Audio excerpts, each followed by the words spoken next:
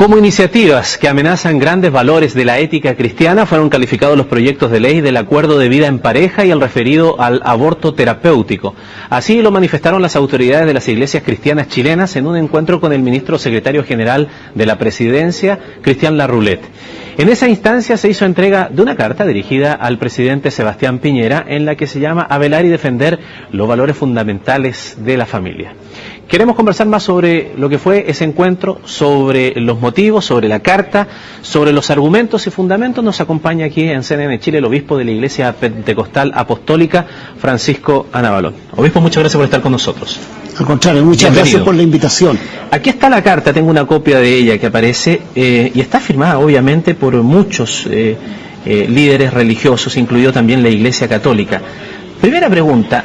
¿Hace cuánto tiempo ustedes no concordaban en un documento conjunto, iglesias cristianas en general, para hacer una representación de este tipo, o es primera vez? No, respecto a un tema, una declaración conjunta así tan amplia como esta, es la primera vez. ¿Y por qué tanto consenso para un tema como este? Porque es un debate que está candente, es decir, es un debate en el que nos damos cuenta, estamos yendo por canales paralelos y perseguimos el mismo fin, el mismo objetivo. Y esa conciencia que tuvimos de este hecho nos llamó a hacer esta declaración conjunta. De la defensa de la vida y de la familia. Exacto. Uno podría preguntarse si es primera vez como antes, por ejemplo, en tiempos de violación a los derechos humanos, no concitó el mismo interés para la defensa también de la vida. Claro, hubo quienes sí estuvieron en una actitud muy activa respecto del tema, pero así tan amplio como esto no se había dado. ¿Y por qué es tan amplio ahora? ¿Porque lo ven realmente como una amenaza a la sociedad? Sí, lo vemos como un peligro, y tal como lo decimos en el encabezado del documento, mirando el bien superior de Chile. Nos preocupa que se erosionen estos principios, estos valores sobre la cual ha sido edificada nuestra nación. ¿Por qué? A ver, vamos por parte. ¿Por qué las uniones de hecho, en donde algunas, cuando uno ve sondeos de opinión pública, la voz de las encuestas son mucho más permisivas que quizá, en otro tema que abordaremos más adelante, que en el aborto o en el aborto terapéutico? ¿Por qué allí, en el acento también, en esa legislación? Bueno, a nosotros nos interesa el matrimonio, y nos interesa fortalecer el matrimonio. Creemos que es bueno que se legisle respecto de las parejas que viven de hecho, que deben regularizar esa situación. Nuestro problema radica en que cuando esto se hace extensivo a las parejas del mismo sexo, lo vemos como un atentado en contra de la esencia, de la naturaleza misma del matrimonio, de esta relación entre un hombre y una mujer. Por eso nos hemos pronunciado respecto del asunto. Pero esto regula cuestiones patrimoniales, no está colocándolo a la misma altura de un matrimonio, por lo menos la legislación hasta ahora. Bueno, si uno revisa bien, le da una cierta categoría jurídica que lo asemeja mucho, sobre todo en la forma. El hecho de esta declaración ante el registro civil lo acerca mucho al matrimonio. Y mirando hacia el futuro, también vemos el riesgo de que este sea el primer paso hacia una legislación abierta que promueva el matrimonio homosexual. ¿Ese tal vez es el principal obstáculo? ¿Ustedes creen que se allana el camino hacia? Sí, no es el principal, pero sí es un punto importante para nosotros. Y en la práctica, pero que una persona, por ejemplo, que conviva con otra persona del mismo sexo por mucho tiempo, que juntan bienes, que luego quedan la desprotección si uno de ellos fallece, y que por lo tanto en esa relación que han construido durante tanto tiempo tiene participación en la construcción de esas cosas, incluso hasta materiales solamente, ¿a ustedes le hace ruido? Uno tendría que ser muy insensible para no ver que ahí estamos frente a un problema, frente a una necesidad. si la legislación actual no permite esa protección del patrimonio de las parejas del mismo sexo que conviven, por ejemplo a través de un contrato, habría que legislar, pero no en esto que se asemeja tanto al matrimonio. El Móvil ha señalado su total reparo a esto, incluso ha señalado que las iglesias se han unido por el odio en una cruzada homofóbica. No, ni remotamente. Qué bueno que usted lo plantea. Esta no es una cuestión, nuestra motivación es positiva. Nosotros estamos por el fortalecimiento del matrimonio, la familia. No estamos en contra de. Ahora le estamos recordando al Estado que su deber promover, velar por la situación de la familia, que es la base de toda sociedad.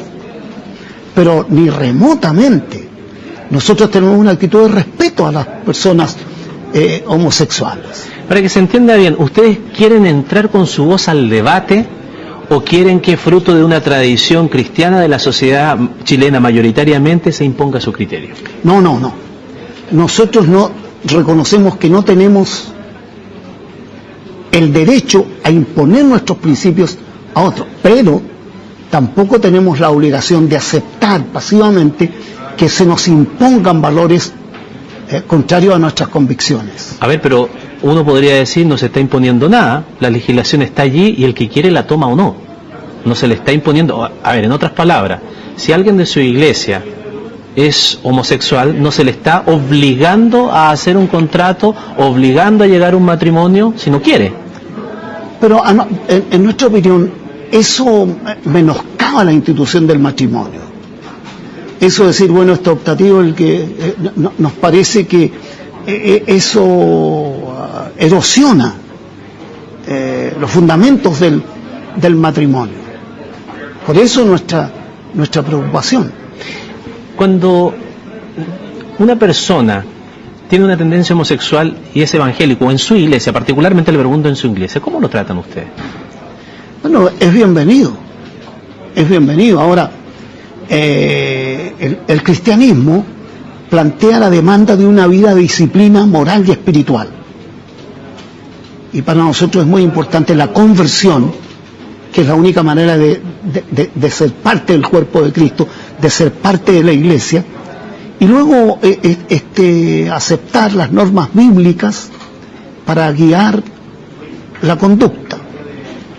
De tal manera que es bienvenido, sin embargo, la práctica homosexual, de acuerdo a nuestros principios, no está en concordancia con la posición cristiana. ¿Se le margina o queda automarginado? No, si alguien insistiera en la práctica homosexual, se automargina. Yo le escuché al pastor Edito Espinosa hace algunos días en una entrevista radial indicar ante esta misma consulta, agregar lo mismo que dice usted, agregar que esa persona además se encontraba enferma, que entendía que esa era una persona enferma que tenía que ser sanada. ¿Usted piensa lo mismo?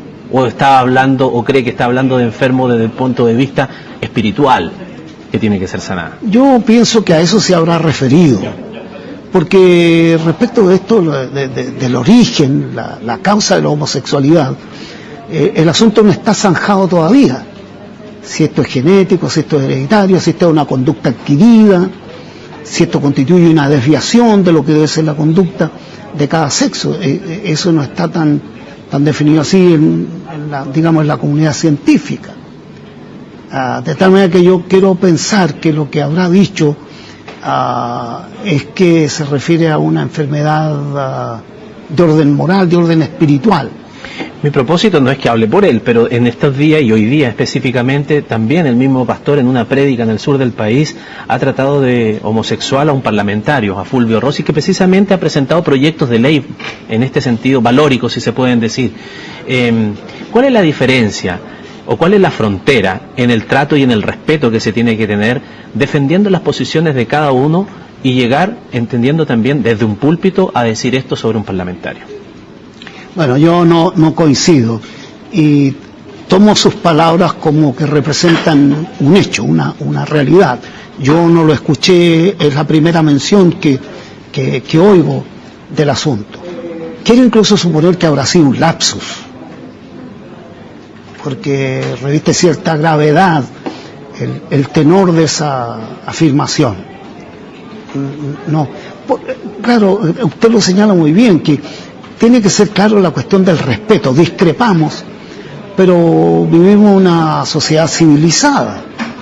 A mí me gusta mucho citar, y soy muy reiterativo, una afirmación del patriota mexicano Benito Juárez: el respeto al derecho ajeno es la paz.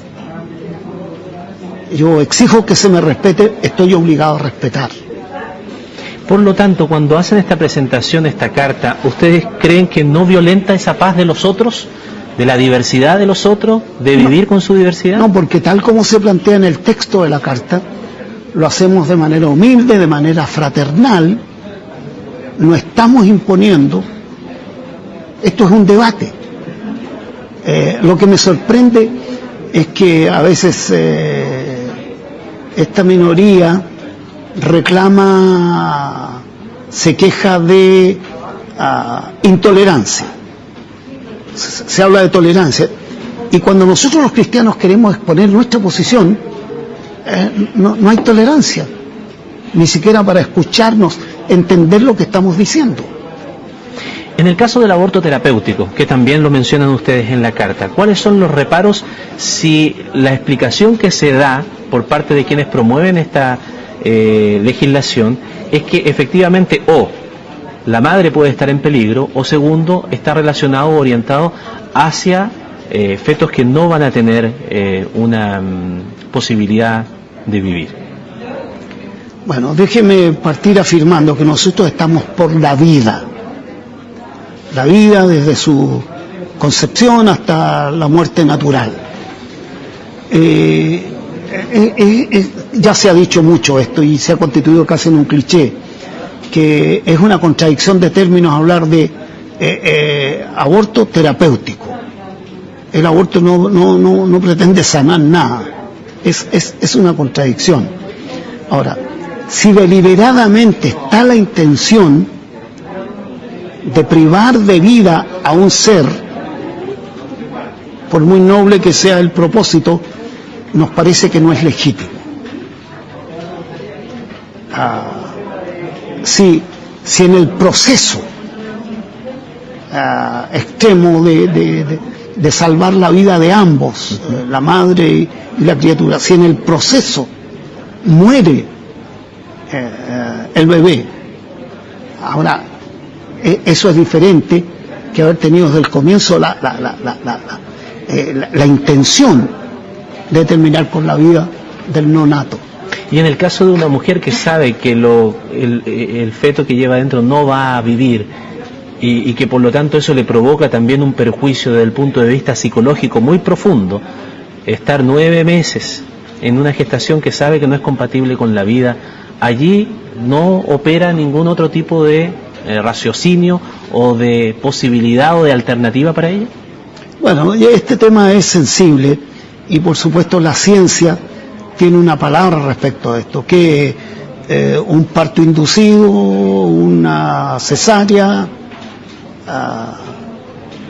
pero yo reconozco, ahí ando en la punta de los pies, el tema, estando la vida de por medio, el tema es delicado. Si se constata fehacientemente la muerte del embrión, de la criatura en gestación, ya eso es otra cosa. Solo para terminar y muy brevemente, obispo Ana Balón, después de esta presentación, ¿qué ustedes creen que es lo que pasa en la sociedad cuando son vistos tal vez como conservadores, retrógrados, poco progresistas, un mensaje de esta naturaleza en estos tiempos? Bueno, nunca el mensaje del Evangelio fue popular. Si nosotros tenemos que optar entre la aprobación de la gente, la popularidad y la fidelidad a lo que el Evangelio enseña, no tenemos dónde perdernos. De tal manera que, Y nosotros estamos en esto porque creemos que esto le hace bien a Chile, por el bien supremo de nuestro país. Obispo Navalón, muchísimas gracias por su tiempo con nosotros aquí en CNN Chile. Muchas gracias a ustedes. Y a ustedes por acompañarnos también en esta media hora de informaciones. Volvemos de inmediato, no se